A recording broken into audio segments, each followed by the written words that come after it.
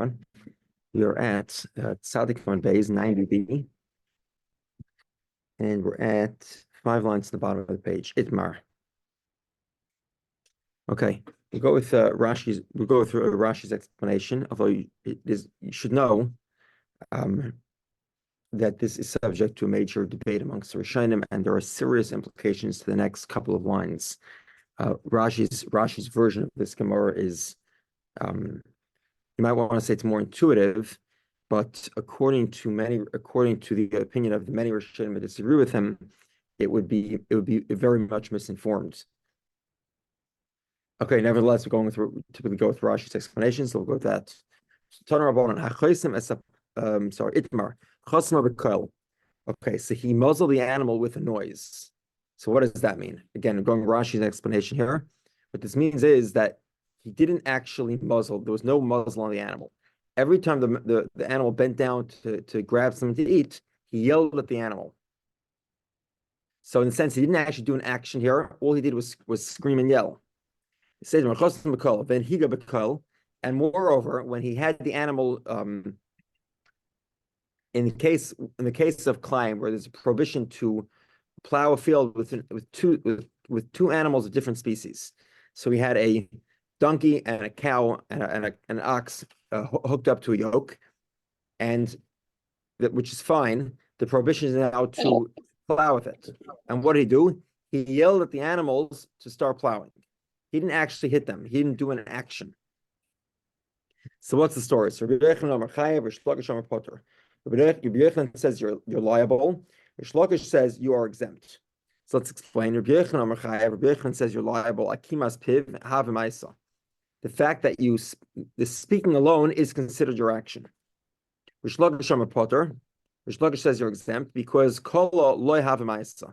Your voice is not considered an action.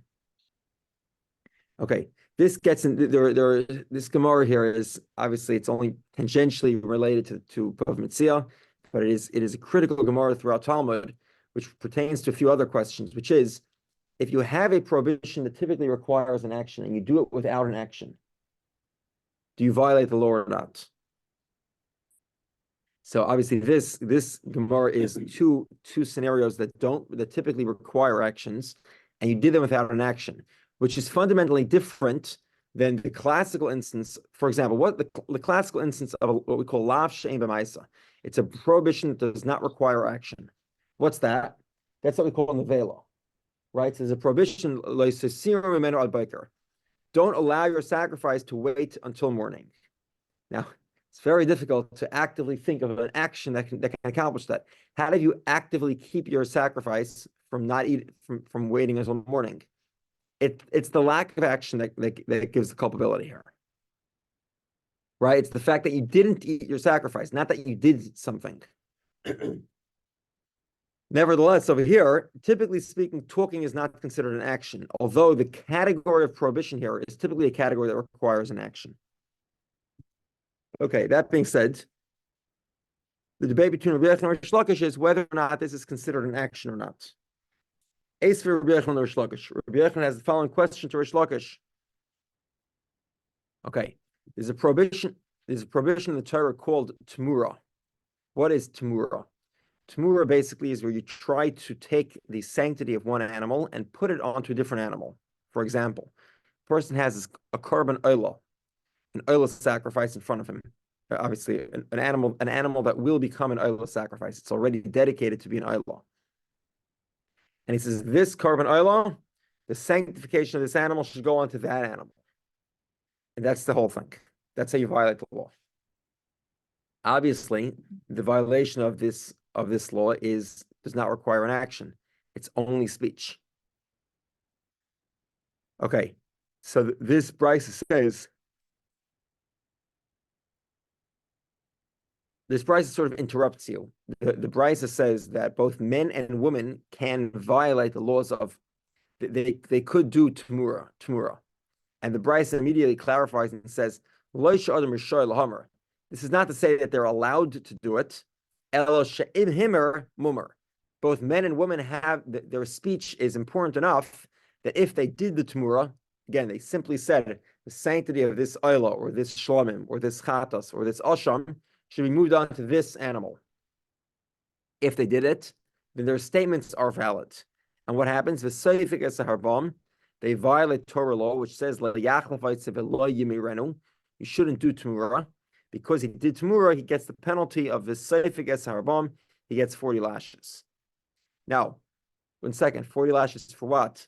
For a couple bad words. That's all he did. This obviously is of the opinion that Lav She'ein by Maisa, the violation of a prohibition without an action, meaning because speech does not constitute an action.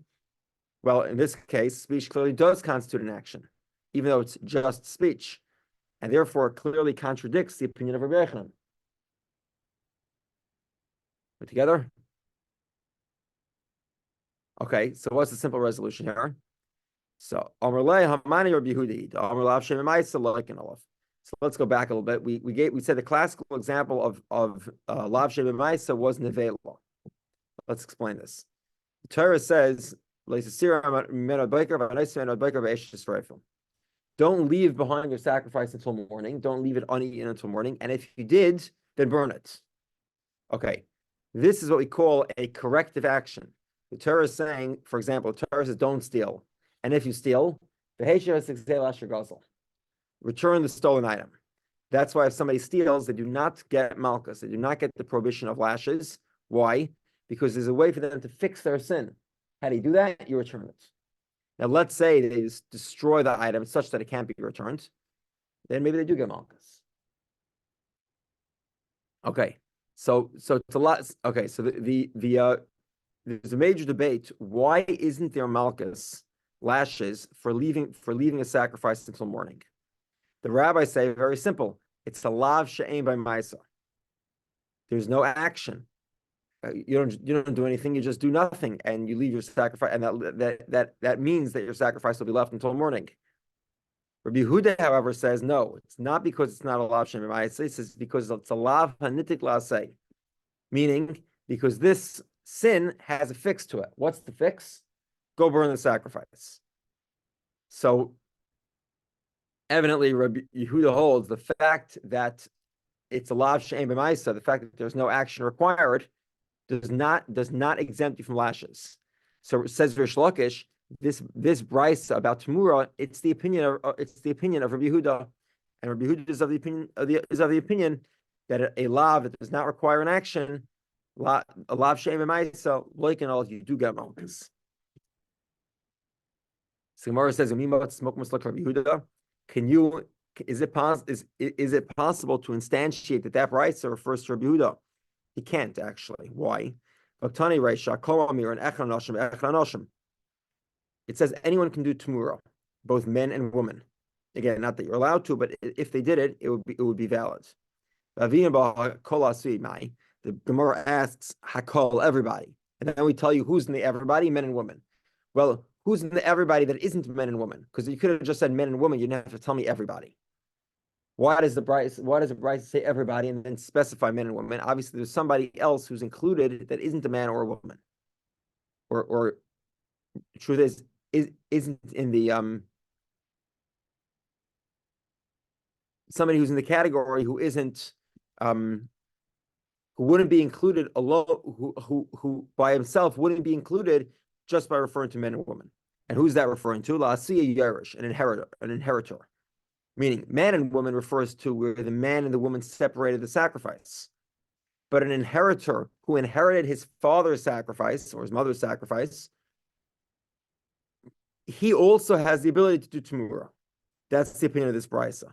However, like Rav Yehudah, according to Rabbi Yehudah's opinion, an inheritor cannot do Tamura. Yerush ein semech, or do smicha. What is smicha? Okay, smicha is the process of sort of confessing your sins on the animal.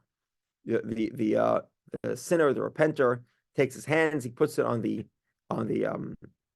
between the horns of the animal, and he confesses his sins. It's called smicha. A yerush, an inheritor who's inheriting the sacrifice. His dad separated an ilah, he inherits the ilah. He does not do smicha.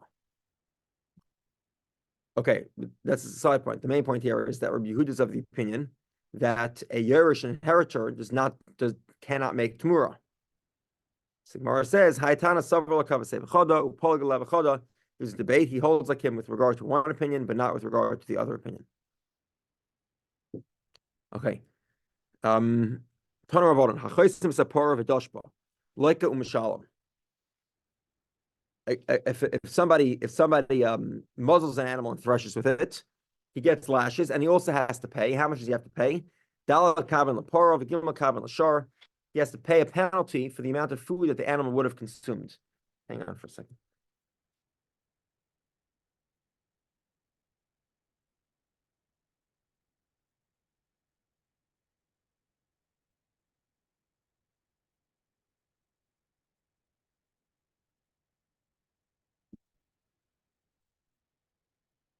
Okay, so now the question is, how is it that you can obviously we learned in the past that there's a general principle called Kamma b'derabminei. You only get one penalty. Which penalty do you get when you get malchus? When you have malchus and mammon, lashes and a financial payment? Which one do you get? So we said it's a debate which one you get. But this price indicates you get both of them. Number one, you have to pay. Number two, you also get the penalty of malchus, of lashes. It's the Gemara asks, "Va'ena leikom mishalom." One second. Right. Va'ena leikom meis, va'ena leikom mishalom. But it is the case you can't get lashes and the death penalty, or get lashes and pay.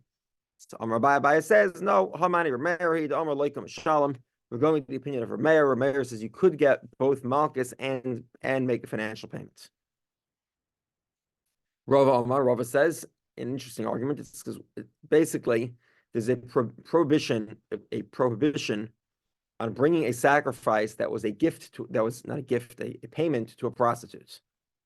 Okay, so in other words, generally speaking, if somebody hires a prostitute and gives her an animal, so then depending on the there could be various prohibitions that are involved, or the prohibitions could be quite mild. However, Rava points out that even though let's say the prostitute was his mother, so there's a severe prohibition. He has basically a death penalty, but at the same time, his animal also becomes invalid. It's not a problem of Kamma b'derabminei. Why? Because Kamma b'derabminei is only a problem for the court to administer two aspects of justice. But for there to be a requirement that both components of justice be met, that's not contradicted by Kamma b'derabminei. And therefore, if somebody gave if somebody gave his mother as a prostitute a gift of an animal, the animal still becomes invalid. Similarly, while it's true that you'd only get malchus for muzzling your animal, but in order to repent for your sin, you would also be required to make a financial payment. It's not a financial payment that the court will require you to pay because of Kamma b'derabminei. However, you only get one penalty. However, if you want a full repentance, would not be possible unless you made that payment as well. Rav Papa has a third possibility. Rav Papa points out the obvious, which is that when you borrow the animal, or when 1 second.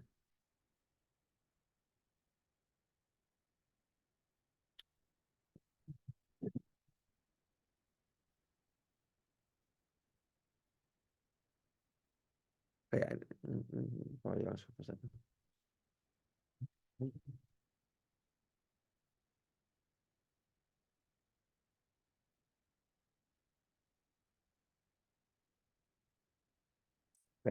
from the context I can gather, it seems that Rav Papa obviously here would be referring to a narrow subset, because Rav Papa does not resolve a question of what happens when somebody owns the animal that he threshes.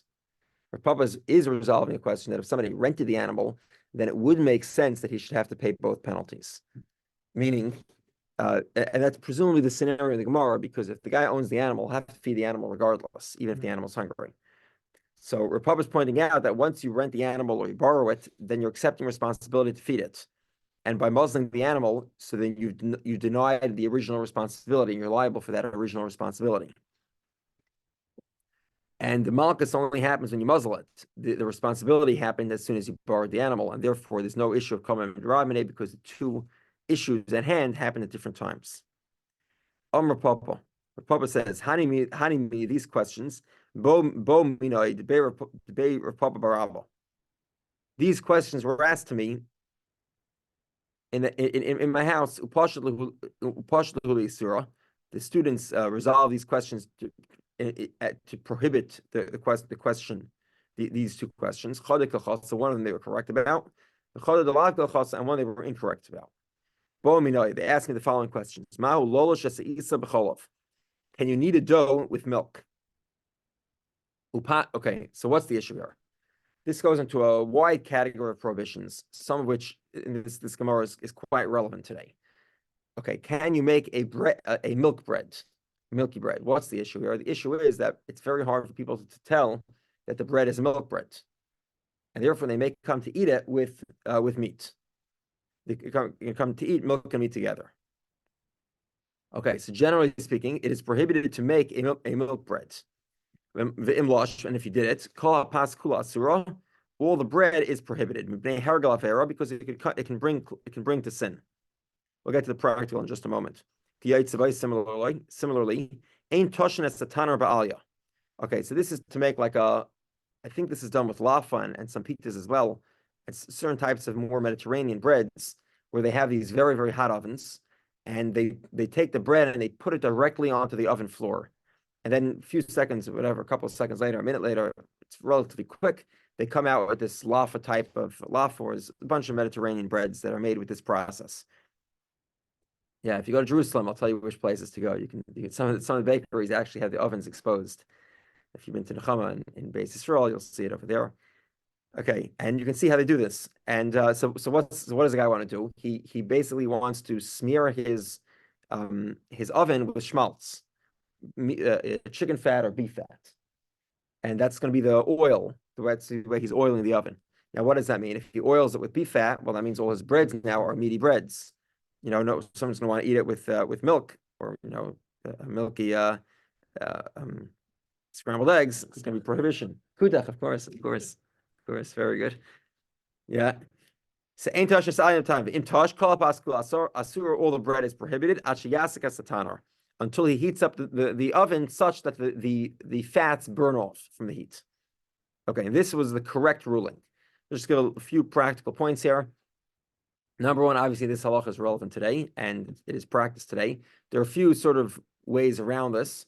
Number one is obviously if the item is clearly milky, like a cheese Danish, nobody ever would think to eat a cheese Danish with meat because it's clearly a milky item. Same thing is true if you put cream cheese on your bread, where obviously it's a cheese bread. And the same thing would be true if you put the cheese directly on top of the bread. None of these would be issues because everyone can realize that these are cheese products. And the same thing is true in the inverse, right? Let's say you make a what's it called? An empanada, right? You make a special bread on Shabbos with meat stuffed in the middle, like a meatloaf type of thing. Of course, that's also not a problem because these things are clearly meat or milk. No one has any questions about it. Some are lenient, I should say at this point, many are lenient that if it has a sign, so it's a specific shape, some bakeries will make all their milky stuff in triangles and all their pyro stuff in squares. It's quite common. In Israel, I believe this is what's done as well.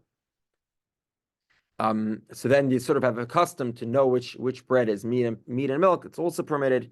If you do it in small amounts, this is permitted as well. So it's important to know. In Shavuos, people have custom to make a milky bread. So you make a small milky bread. Not if you make the Gemara says entura, which basically means if you make just enough for 2 meals, that's permitted. Okay, there's a bunch of other exceptions. We'll leave it at that for now. Okay, another question they asked, the students of Rapapa asked, and the resolution was not correct. What was the question? Okay, so we spoke about klayim. And klayim has many different contexts. So for example, the most recent one we spoke about today was you cannot drive 2 animals under the same yoke to plow a field that are of different species. You can't harness a donkey and an ox to plow a field. Similarly, a Jew is prohibited from creating hybrids, like a mule by copulating a horse with a donkey. Whether the horse is the father, whether the donkey is the father, it wouldn't make a difference. or any other hybrid for that matter. However, it is permitted to put a male horse and a female donkey, or the inverse, in the same pen. And if they copulate by themselves, well, too bad. So this was their question: is it permitted or not? And they said it is prohibited. And this is not correct. The Amr Shmuel explains as follows. Okay, so pardon the references here. Okay, first of all, we have two categories. Let's say a person is testifying that let's say a sota would be a good example. So you're testifying to adultery. Two witnesses are testifying that a married woman had an affair with a man. Or, for example, they're testifying that two relatives had an affair. In that case, okay, so pardon the reference here, they don't have to see exactly what goes on, but as long as they see that which menafim is adulterers, womanizers, the typical conduct that is engaged in prior to an act, that is sufficient to give them capital punishment and all the necessary implications from as if they committed the act carnally. They don't have to see the carnal act, but this would be sufficient.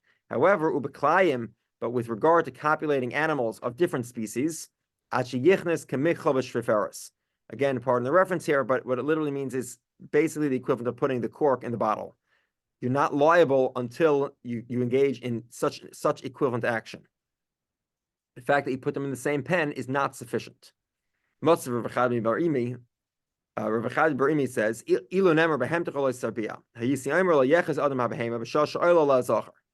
the verse says, don't push your animals into a reproductive act. Now, I'm skipping a word here, and the Gemara does it as well. We'll get to the second word. There's a condition to all this.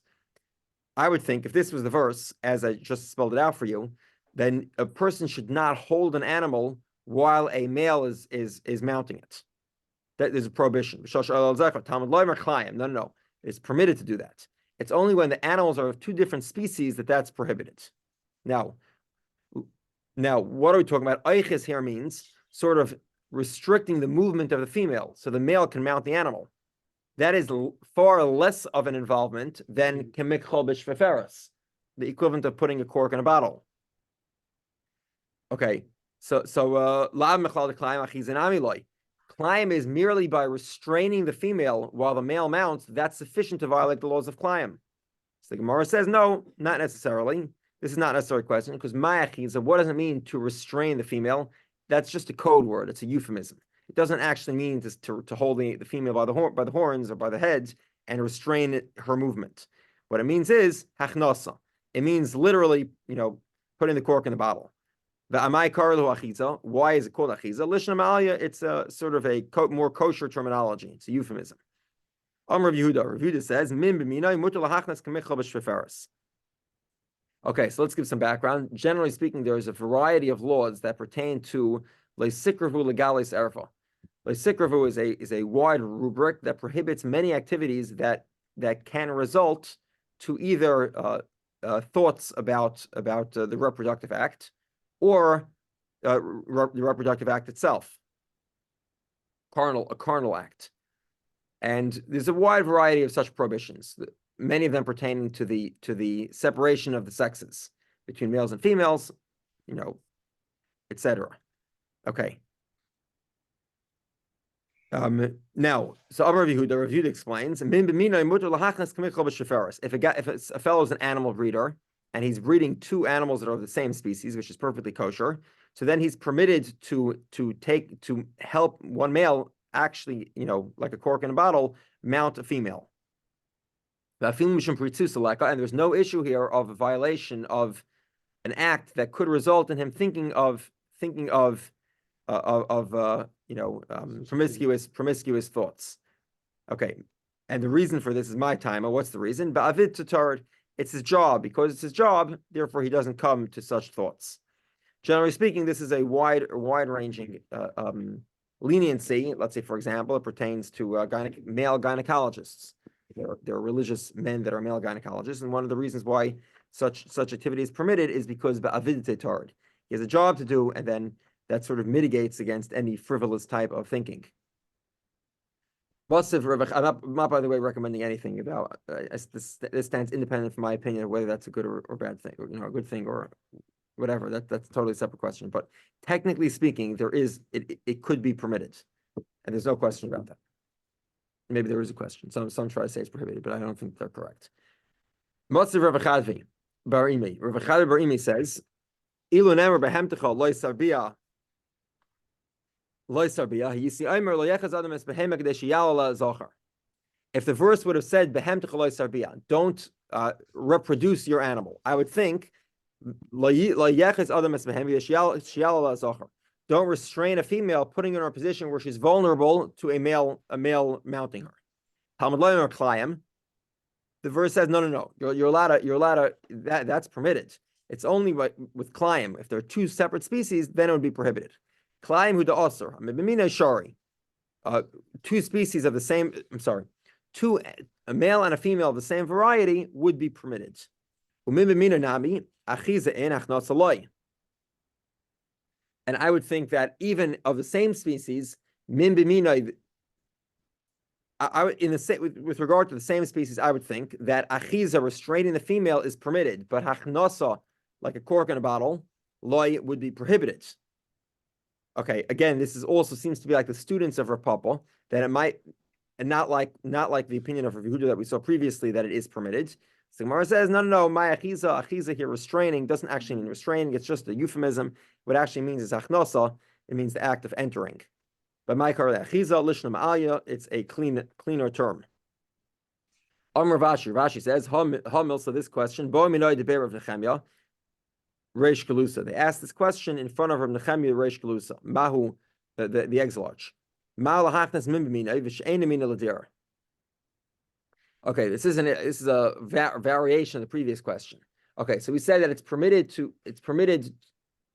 This, I guess, the truth is before the Gemara of Rav Papa. The question was, can you put in the same pen a male and female horse and a female donkey? Kivan dekamine basar minigar. Do we say, since there is a female horse, the male horse will go to the female horse?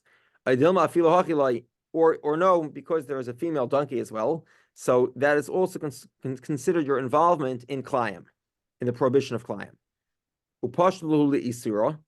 And he resolved the question by saying it was prohibited. However, that resolution is deloy. It is not halachically correct. So why did he give this resolution? Mishum pritzusa d'avdei. Apparently, it had to do with the frivolity of the slaves. Okay. I'm just curious how they translate that. I believe that. Yeah. Meaning that the slaves might if he permitted this, the slaves might come to directly engage in producing hybrids. And therefore he prohibited even to put a male and female horse with a female donkey in the same pen. It says the Mishnah. He has a job that requires him to only use his hands. So let's say he's the guy in the field, he's sorting the produce. So he's only using his hands, not his feet. Or he's only using his feet, but not his hands. So the classical instance of this is stepping away. There we go. Stepping on the grapes. What a job. Okay, we'll get to that. We'll get back to it in a few minutes as well. Stepping on the grapes. But he doesn't use his hands for that. He just uses his things. Or afilu b'kseifai. So this is for very heavy stuff. You would have you'd use your shoulder. You can carry. You'd carry the weight. The burden would be carried on the shoulder, possibly of one or even two people. So he's not using his hands or his feet. Hareza oichel. All these are participations in the harvest allows you to eat from the harvest. No. You have to work with your hands and your feet. My time, says the Gemara. We're in the Gemara on first Gemara on 91b. My time, you enter into the field any which way which you participate in the harvest allows you to eat. However, you have to use your hands and your feet. My time, what's the reason? Kishar, just like an axe. Mashar chiyasa biyadav b'baraglov. Just like an axe, you have to use your hands and feet. Afpoyal chiyasa biyadav b'baraglov. just like a ox works with his hands and feet. Hands over here mean the front legs of the ox. And we said that we have a hekesh between chaysam lenechsam, the muzzler to the muzzled. Muzzled obviously is the animal, the muzzler is the human. They're sort of compared equally with regard to the laws of eating in the field. Just like the animal participates in the harvest using both of its legs, what they call so-called hands and feet.